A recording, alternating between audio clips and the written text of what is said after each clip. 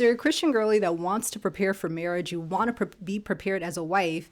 However, no one is talking about the elephant in the room, and that is sex. So that's what we're going to get all into today in this video.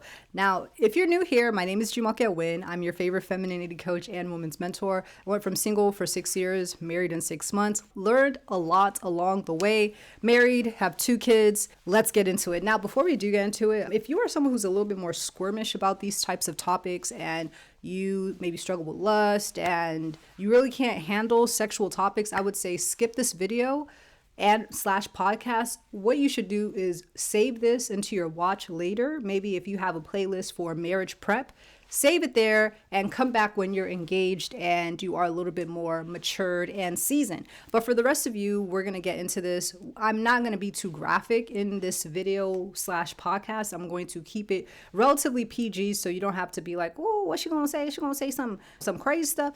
No, we're going to keep it really tasteful in this podcast. So let's get into it. Now, I'm going to be looking down at my phone for some notes.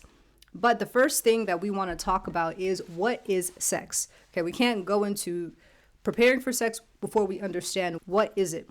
Sex is, how do you explain it?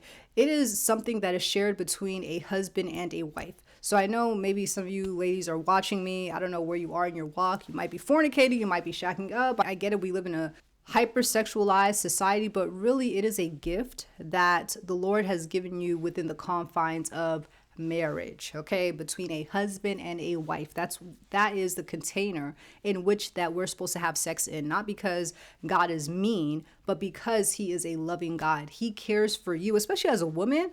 You carry more risk and vulnerability when you have sex outside of a covenant. So I would encourage you, if you are fornicating, you might want to stop. You might want to repent. You know what I'm saying? You might want to really take this a little bit more seriously. Take your worth, your value, and see it as a gift that the Lord is giving you. Because one thing I can say, especially being married, there's a sense of, and maybe if you're a married woman, that you can chime in the comment section. You can either agree with me or share your own experience. But there's a freedom that comes in having sex in marriage, that you don't have this concern, you don't have this type of fear that you would when you are having sex outside of marriage. You're not worried about STDs, you're not worried about guilt, you're not worried about shame, you're not worried about what if I get pregnant.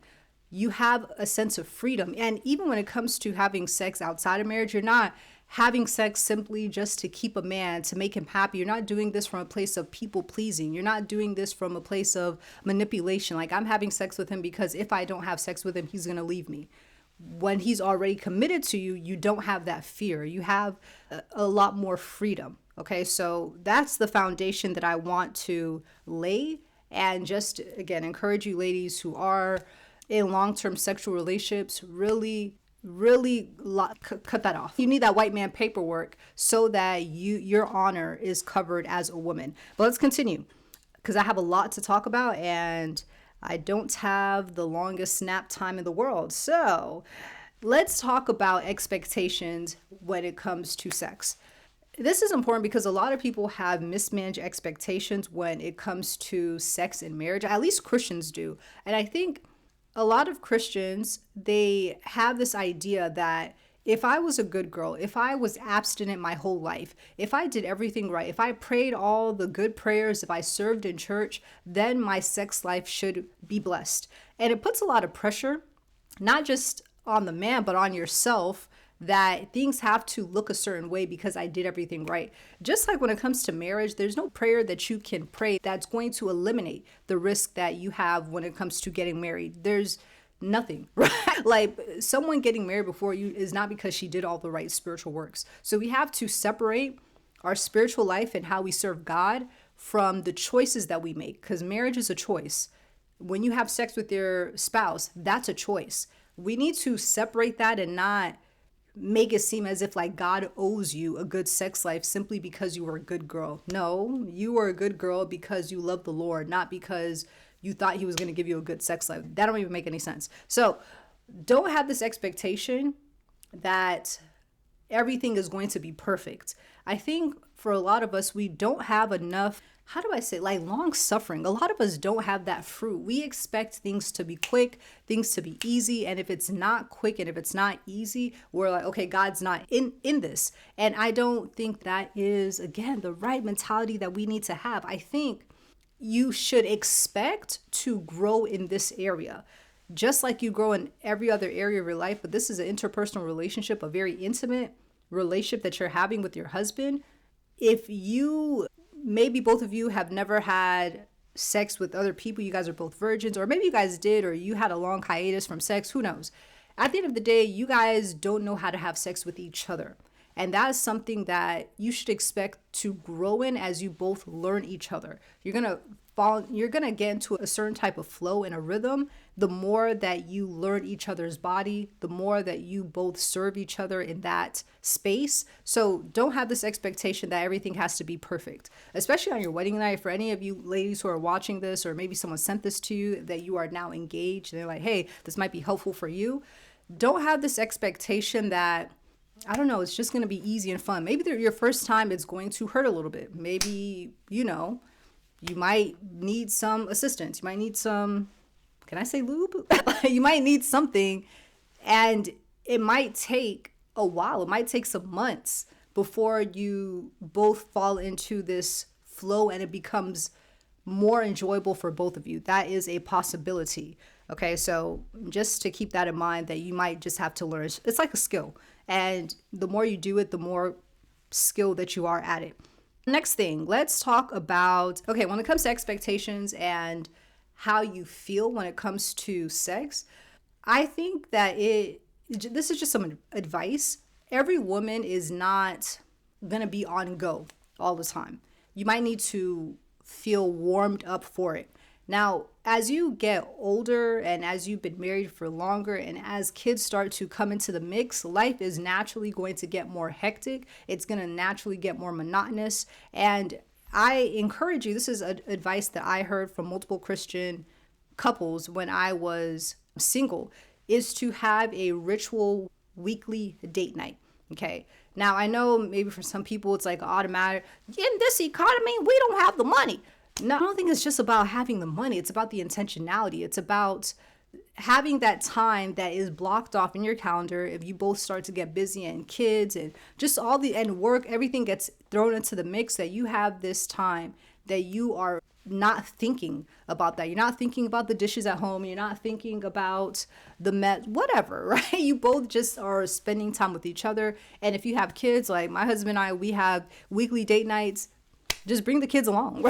Bring the kids along. They jits. Right? So I would encourage you to have that ritual so that you are prepped, so that you are more prepped, that when you guys are out, you can hold hands, smoochy smoochy. You're a little bit more open versus you're stressed out and then you get the love tap. And I don't want you to start feeling resentful over time, because a lot of women, they're burnt out and they don't have space for rest or for intimacy, and they start to put their marriage and their sex life on the back burner, and then it becomes a thing that some couples go months without having sex, which I don't think that's good, especially what the Bible says, that you should not deprive each other except for mutual consent. And that's for a limited amount of time. And then you come together so that the enemy does not tempt both of you. So this is still something that you're going to have to do, which is why you should be relatively attracted to the person that you end up marrying, because you're going to have to hunch this person for the rest of your life. For the rest of your life. So you should have some semblance. I tell my clients, is he at least kissable? If he's kissable, we can work. We can do something. If he's not kissable and he's grotesque to you, I get it. You're with him because, oh, he's abstinent and I'm abstinent and I don't know anyone else who's abstinent. But abstinence, because some people say celibacy, it's not celibacy. Celibacy is abstaining from marriage. Abstinence is abstaining from sex. Okay, cool. But abstinence is not an identity. You still have to vet for similar values when you're dating, because if you skip that and you're just looking for abstinence and you're like, oh, but he loves the Lord and he's abstinent, but you don't like how his face is arranged, you don't really have much common values, you guys are just there and you're tolerating him, and even before you get into the marriage, you're already being tempted to look outside of him and you're looking at other men, you're looking at other things because you're not fully satisfied with this person, I would say don't get married. Okay? Don't get married to someone that is not at least kissable to you and that you have some type of similar values. The Bible says an aim is 3-3. How can two walk together unless they agree? But going back to what I was saying, let me see. Okay, so yeah, so when it comes to having those date night rituals, there are 3 things that you can do, because I think it's more about intentionality than how much you spend. It's not about going to fancy dinner dates every single week. And I think that's what people think when they're like a weekly date night. Oh my God, it's going to be so much money. No, it's just intentionality. So there are 3 platforms that I use that help me to see what events is out, see what we could do, at least for me and my husband. The first is Eventbrite. Look for events in your local areas. They already have the tickets there. Some of them are free, some of them are cheap.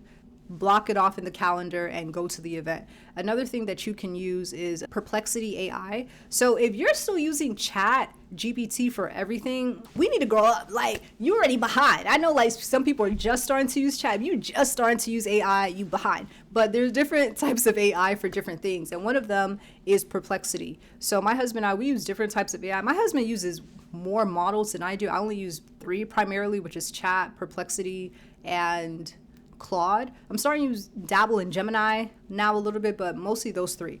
Perplexity is great if you want to know what is happening locally. If you want to find events or things to do, I would say use Perplexity. Just put in date night, show me date night places or things that we can do. This is our budget, this is where we live, and it will literally bring up things that you could do, websites, places. So I would say use Perplexity. And another thing that you can use is Facebook events. Lately, I've been seeing a lot of festivals in Atlanta, and they're just popping up in my Facebook events tab. And I'm interested. I said, oh, right there. I'm in the next town over. Oh, right there. Oh, there's this festival. There's this going on. There's that going on. For me, I like to be more active. My husband likes sit down dinner dates or like home dates. Like, he's more of a homebody, but I like to be outside. So that is another option. Okay. Let's move on. Okay, so let me talk quickly about the expectations when it comes to sex life. I would say that really having a great sex life boils down to not just being a good girl, but boils down to communication and selflessness. If you both are, and I guess communication is hard for some people if you have certain wounds. I don't know exactly what to call it. Trauma, llama, Obama, like all of you people have all these different types of wounds. And if you have certain types of sexual wounds and you're not as open sexually, you're not as open when it comes to intimacy, even vulnerability outside of the bedroom, but just vulnerability with a man is hard for you, then you might struggle in your sex life, right? If you have a difficult time opening up, that's something that you need to start practicing outside of the bedroom, being open with your partner outside of that, letting him see your heart, letting him see you, and it will translate into the bedroom. You'll have an easier time in the bedroom if you can be vulnerable and communicate better outside of the bedroom. Okay, so communication. Just really communicate to each other so that you guys have a flow, because men cannot read your mind. Your husband cannot read your mind. You need to let him know how you feel. How are things going? I'm just going to leave that there because like I said, I'm going to keep this PG. But also selflessness. If both people are trying to serve one another, you will have a better sex life versus, I think in the world, this is just my perception, it seems like both people are just trying to get theirs and they're trying to take, which I think it's just better if both people are giving sacrificially and selflessly in sex, not even outside of sex, just in the marriage in general, but even in sex. I think that creates a better sex life in general if both of you guys are giving selflessly. Okay, let's move on to the next thing. Okay, let's talk about feminine hygiene and health. All right, this is important because I think for a lot of women, let me just pause out. I'll go into that in the next thing, but feminine hygiene. Let's talk about the practical things and then we're going to go back into the more internal things. I would say stay ready so you never got to get ready, okay? Because you just don't know. When you're married versus when you are in the world, you're fornicating, you just don't know when it's going to catch you. You just don't know. Some people, I know that they probably block off in their calendar, okay, we're going to have sex like at this day, at this time, at whatever, and they have more of a routine. Some people, I don't know people's sex life like that, but you might not have a routine and it might just catch you. So I say stay ready so you never gotta get ready. Make sure that you take a shower every day. Make sure that you use some type of wipes before you go to bed. I would say when it comes to hair in the nether regions, I think it's all personal preference, but I would say maybe try to lessen the hair down there. When I was single, I just had this assumption that, you know what, maybe I should start waxing so that I can prepare myself for marriage. Perhaps this would be better for my husband. So I started waxing infrequently, but I was waxing. I started to get into that routine when I was single, but now that I am married, I just wax maybe every other month, every 6 weeks. So I've been waxing for a few years. There's not much hair that grows down there anymore. And how I have been able to do, especially cost effectively, you can go on Groupon and you can just go get a wax for about $20. Like, it's $20 every other month is not really breaking the bank. So that's just an option. I know some people, I didn't even know until I was older that people do like designs, and some people do a triangle, some people do a strip. Some people do a heart. That's you, right? Me, I just take it all off. But if you want to do some little something, I think every person has their own preference. That's between you and your husband.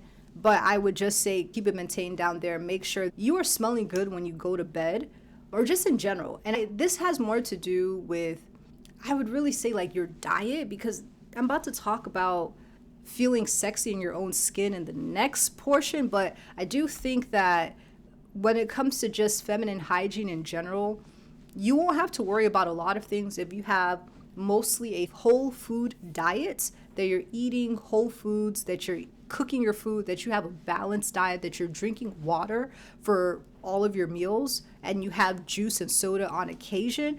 I do think that will solve all of your, let me not say all, but most of your hygiene problems, because it's a hormonal thing, and sometimes our hormones are off simply because we have bad diets. So if you eat a lot of fast food and convenience food, you probably want to switch to something that is a little bit more balanced. Have high protein, eat complex carbs versus white rice, or just white or really starchy carbs, simple carbs. You want to have complex carbs like sweet potato, brown rice, black rice. I really like black rice.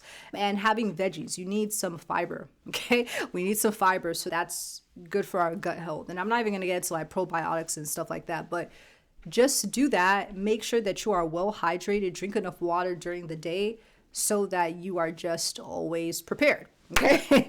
You're always prepared, okay? Now, this is going into the next thing that I want to talk about. Feeling sexy in your own skin. This is important because I think for a lot of women, they feel insecure. And something I always say is that insecure is a distraction. I think in order for you to have a more fulfilling sex life, you have to feel comfortable in your own skin. You have to actually like and love yourself, because what I hear a lot with some Christian women who come into marriage who are a good girl, a goody two shoes, a people pleaser, insecure, they get into marriage and sex is really difficult for them, and they start to have a lot of sexual issues, and their sex life is just not the best, simply because, again, having a great sex life is not just from being a good girl and a goody two shoes. It's from a place of identity. When the Bible says that Adam and Eve were both naked and they felt no shame, you shouldn't feel any shame when it comes to having sex with your spouse. You shouldn't feel just insecure or thinking, oh my gosh, look at this, and I have this going on, that going on. Personally, outside of just loving yourself, I would say, and two, also just realize that your husband chose you, right? Again, it's different when you're fornicating and you're like, oh my gosh, this guy who's not my husband, does he like me? Is he going to marry me? Is he going to be with me for the rest of my life? You might not think that consciously, but it's subconscious. And that's what causes you to perform. It causes you to feel strange, like a shell of a woman. When you are married, your husband picked you, right? So this idea of, oh my God, does he like me? He liked you enough to marry you, right? So let's get that out of our minds, that we're thinking like, does my husband like me? Is he attracted to me? I would hope that he's attracted to you if he married you, but I guess crazier things have happened, but let's just assume that he does like you. Another thing to consider, if you are insecure about how you look naked, I would encourage you to work on those things that you have the ability to work on, which means diet and exercise. I know you guys know, look, I know this is a touchy thing, but as Black women, half of us are obese. That's crazy, right? Like, I think 56% of Black women are obese, and I think 75% of us are overweight and or obese. Obesity is not something that we should keep encouraging in one another. In other countries, they know to keep each other in check as women. And I think that even though you might say whatever you want to say, you still have that insecurity. So fix it, right? Because you have the ability to fix it. Start with your diet, okay? Start eating smaller servings. I know people have told me my whole life I'm too skinny to eat more. Okay, if you are overweight or obese, you just need to eat less, right? That's it, right? It's just calories cannot enter your body without consent. So we can say, oh yeah, but you know, my mama, but it runs my family. Baby girl, I don't think that many people run in your family. But I'm just saying, let's stop with the excuses. Let's stop with the, oh, but I have PCOS. I'm like, okay, even if you have PCOS, again, that's more of a hormonal thing. Is it more difficult for you to lose weight? Yes, but it's not impossible. It's like saying someone has acne prone skin. Okay, you have acne prone skin, so you can't just use soap and water and move about your day. You probably have to scrub, or you probably have to have more steps in your routine, but that doesn't mean that you can't have smooth and clear skin. It just means it's more difficult, but it's not impossible. Whatever your situation is, if you feel, and again, this is just for the women who feel uncomfortable naked. If you can't walk around naked, if you can't look at yourself naked and you always have to cover up and you don't like how you look, let's just tackle that head on. Let's not stick our head in the sand and then we're hiding. If we're hiding from ourselves and then we're hiding from our husbands, but our husbands want to see us naked, they're okay seeing us naked, we have to fix it. And I think just the easiest way to fix it, besides just telling yourself that you're beautiful, that's one thing. You can do that and feel confident in yourself. That's great. And you're married, and if you're overweight and your husband doesn't mind, I'm not really talking about you. But if you are insecure about that, then we have to work on our diet first, because women try to skip the diet. Okay, we're eating junk food, we're eating fast food, we're eating really big portions, we're eating a whole plate full of rice and little tiny meat. You know, okay, I'm talking about you. We're eating this little piece of protein and all these carbs. Okay, let's start with the diet first. Start with the diet first, tackle your diet first, and then we go to the working out. People try to keep the diet and then walk I just need to walk 10,000 steps. I'm like, but you're still in a caloric surplus. So we need to be in a caloric deficit first. Eat more whole foods, drink water, really stay away from the snacks and the snacking and the sugar and too much fats and too much oils. We need to tackle that first, okay? And then we will naturally feel more confident in ourselves as we are naked, okay? Okay, another thing to feel sexy in your own skin, I would say, is really start to get comfortable with your own sexuality. Now, okay, so you and I are still here. The ones who are struggling with lust and all that stuff, they're not here anymore, okay? Because I already mentioned that in the beginning, that they don't need to be watching this or listening to this podcast. But I do think that you just need to get comfortable seeing yourself naked, walking around naked, like not feeling so prude with yourself. For me, something that, I don't know if it's controversial, but I bought lingerie for myself when I was single. When I knew that my marriage season was coming closer, I bought it for myself to wear, because I didn't want the first time that I'm wearing lingerie is going to be on my wedding night and I don't even know how I look in it. I don't know how I feel in it. So I bought some and I said, oh, okay, all right. Not too shabby. Not too shabby. It's okay. Look cute. Okay, I feel cute. All right. So just small things like that is what I would recommend. Okay, I gotta hurry. I gotta run. Let's see. What to wear to bed? I would say wear matching sets, wear silk or satin, everything. Satin/lace. Okay, wear silk slips to bed, nice robes, wear things that are undeniably feminine. Try not to go to bed with a super big t-shirt with the letters falling off from your family reunion. Really, let's grow up a little bit, right? Try to get maybe like a silk bralette and with matching shorts or something like that has like a little bit of a lace trim. Let's start to get a little bit more grown, okay? Let's get more grown, or at least even if you don't want to wear something super sexy, at least wear a matching set, like a silk or satin matching set, like top and bottom pants. Okay, so that's why I would say when it comes to your hair, if you have natural hair, maybe if you put it into a pineapple, that can look really cute. For me, I have relaxed hair, so my hair is usually in flexi rods when I go to bed, and my husband's not complaining.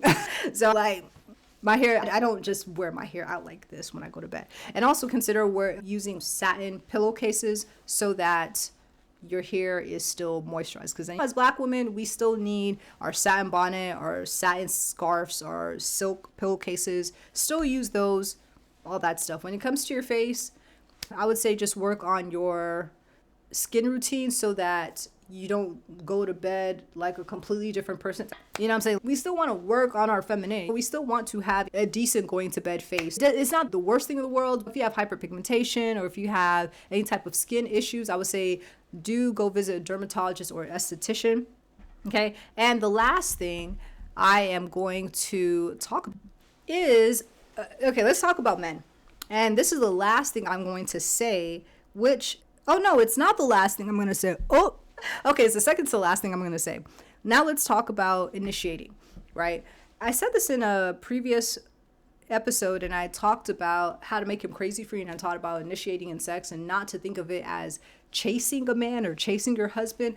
It doesn't apply here. Like, sex is not something that we need to see it as gendered per se, because the Bible says that your husband's body is for you and your body is for your husband. It's not this thing of sex is just for a man or sex is just for the woman. Like, it's not very gendered, right? So when it comes to initiating, I would say if you feel a tickle, you can initiate, right? Think of it as more of you're bonding and you're servicing one another when it comes to sex, not this thing of, oh, he needs to just pursue me because don't think of it like that, right? This is for both of you. So if you feel a tickle, don't be afraid to initiate.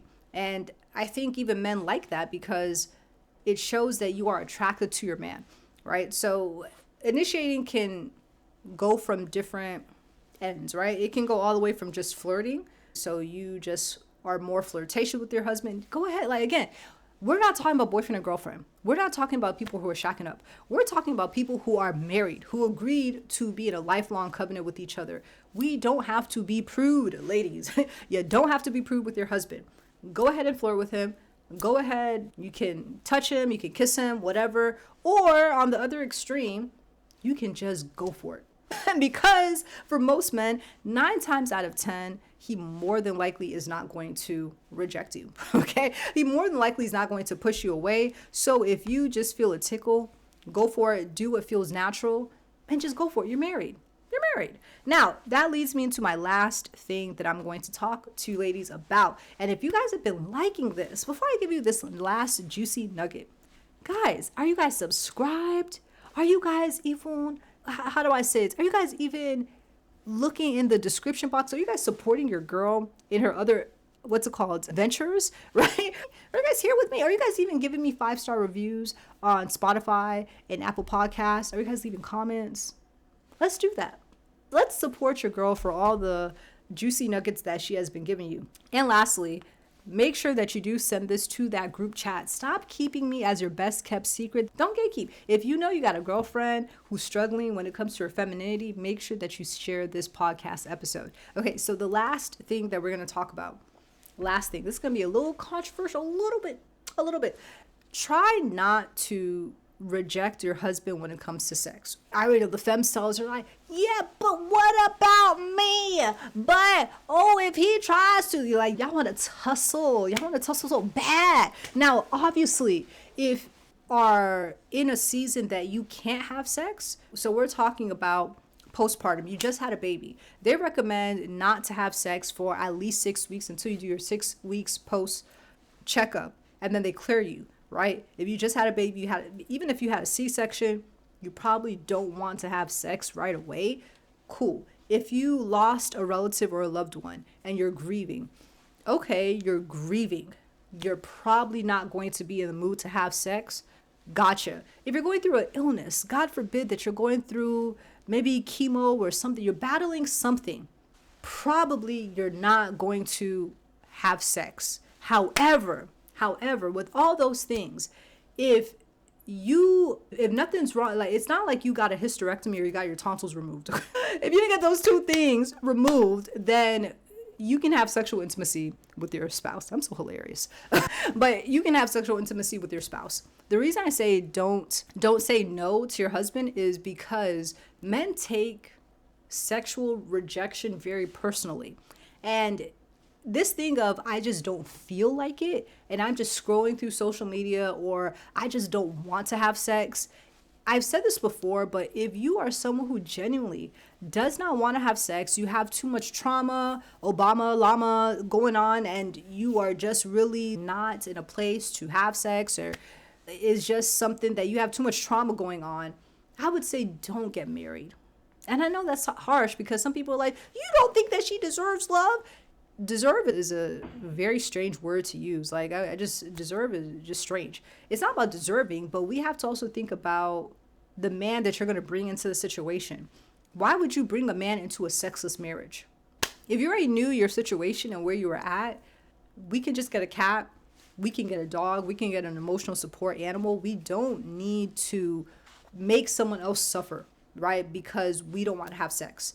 Again, goes back to expectations, but you have to expect to hunch this person for the rest of your life, And if you don't want to do that and you think that's so burdensome for you, then you probably shouldn't get married. And the thing is that, again, even the Bible says, don't deprive one another except for mutual consent. You guys are both agreeing not to have sex for a specific period of time. Besides that, do not deprive each other. Now, let me just answer the whole thing of like sex drives.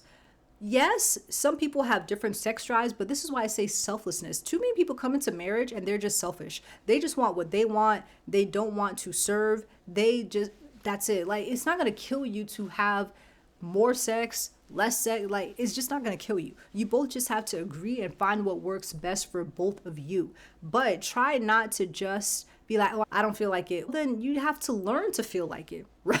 And this is why I said you have to have certain rituals in place. You have to stay ready, so you never got to get ready, but you have to expect to have sex. Not just this thing of, okay, we had sex like a month ago. Okay, I should be fine for another month. Whoa, girl. So I would say try not to keep saying no to sex, because if you want to know one of the things that make a man feel really emotionally attached to you, because really for men, they're not very emotional like we are. This is one of the few times, sex is one of the few times where a man can actually feel loved, and especially by someone that he has given his life up for, right? That in the covenant of marriage.